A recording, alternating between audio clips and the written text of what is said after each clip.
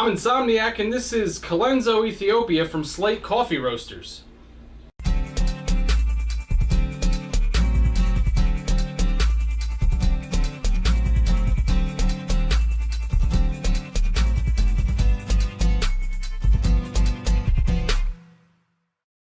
Okay, 11th cigar in the bean box. 5 more to go after this one.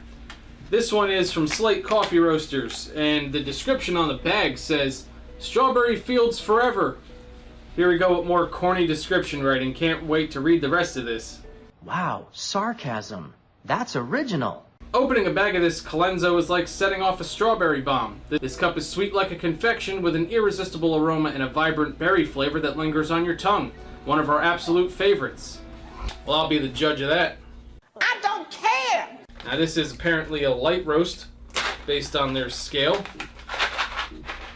And to look at the beans, nice kind of caramel color to the roast there. In terms of aroma, their description's pretty correct. You actually get a strong mixed berry flavor as the main aroma out of the bag here. The only thing is strawberry is actually not the biggest and first aroma I get out of this bag. It's blueberry. Blueberry butt rape. Actually, mostly a blueberry aroma. Strawberry is a pretty close second, though. And the more you smell it, the blueberry actually reminds you of blueberry Pop-Tarts. Actually smells delicious. And there's a little bit of blackberry. It's a lot of berries. So, yeah, I mean, the berry thing definitely comes across. That's nice. It's really, really sweet, very desserty. You know, I'm not getting any of the kind of typical earthy aromas that I get, or woods, or beans, or just sweetness and berries. Well, I hope some of that comes across in the flavor. We will brew it up and see what it smells and tastes like in liquid form.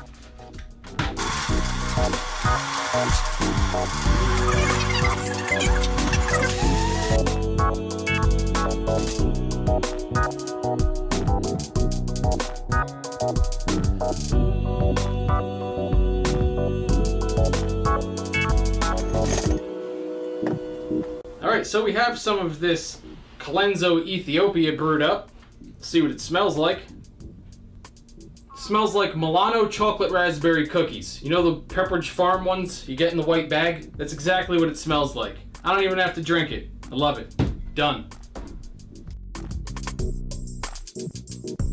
No, but really, that's exactly what it smells like. It smells delicious. Then a little bit of dry earth. Then I don't really smell anything else, but I guess who cares? Milano chocolate raspberry cookies. You really need it to smell like anything else? Oh, no, you don't. All right, let's taste it. Holy shit. I didn't think it was true, or maybe even possible, because it's not a flavor I've ever had in coffee before, but strawberry is the main flavor of this coffee.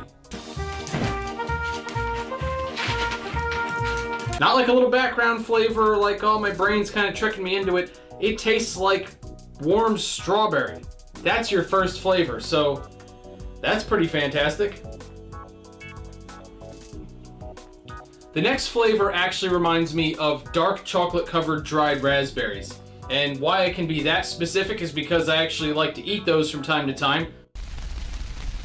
You're fat. I had some about 3 days ago, so that's exactly what it tastes like. So you have strawberry and then dark chocolate covered dried raspberries.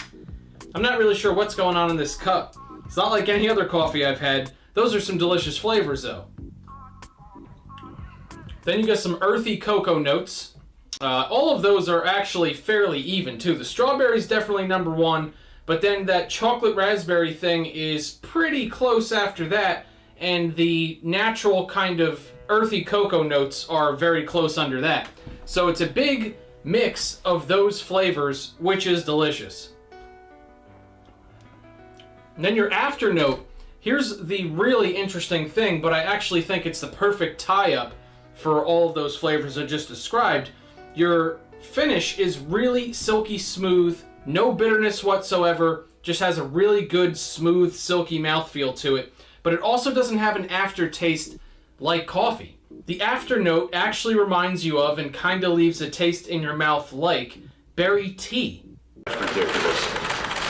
So when you're drinking it, it's unmistakably coffee. And then the afternote kind of reminds you of berry tea. It's really, I almost said odd, but I don't want it to come off as a negative at all. It's extraordinarily unique because it still has coffee-like aromas and flavors where, I mean, it's unmistakably coffee. If you've never had this coffee, or even if you don't drink much coffee, you wouldn't mistake this for tea.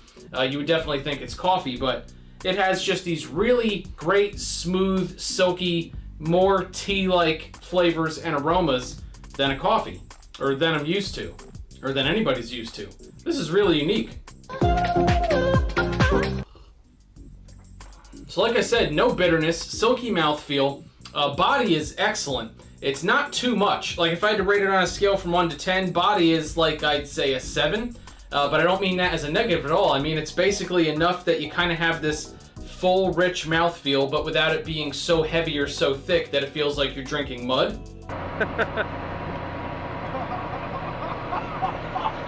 It's like right in the sweet spot, at least for me.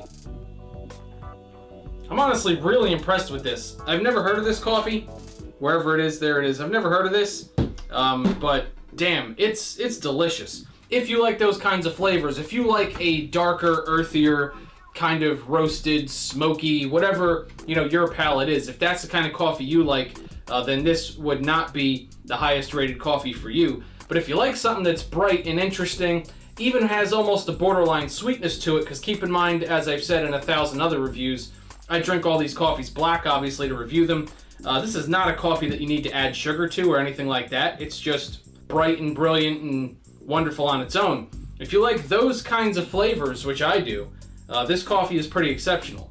On a scale from 1 to 10 Mike Tysons, I'd actually give this coffee a 9. And the only reason I'm not giving it a 10 is because I don't feel that the flavor profile is well-rounded enough, should I say. They really stress the berry thing on the bag, and the berry thing, other than a little bit of kind of chocolate that you get, is really all you get. Which, like I said, if it's not exactly your cup of tea, as it were, no pun intended, because this is coffee, obviously.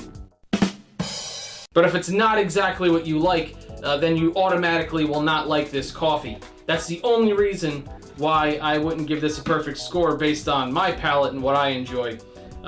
Coffee's great, though. If you like what you heard described in the video, I would definitely not necessarily go buy a whole bean box, but try to find this coffee specifically and give it a shot.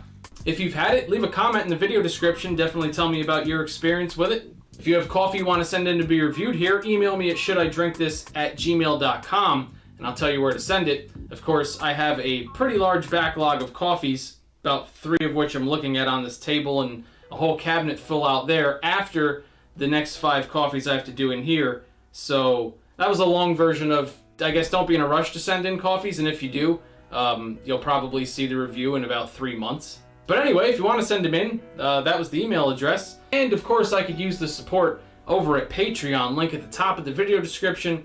Sign up down there. Not only do you get to see all of these videos 1 week early, you also get exclusive access to my giveaways, which always include coffee and a bunch of other awesome rewards. Plus, you get to help this channel keep going, because this takes a lot of time and stuff.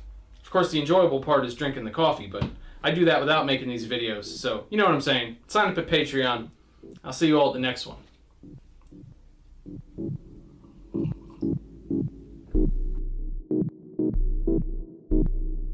Oh, you! Insomniac. Are you ready?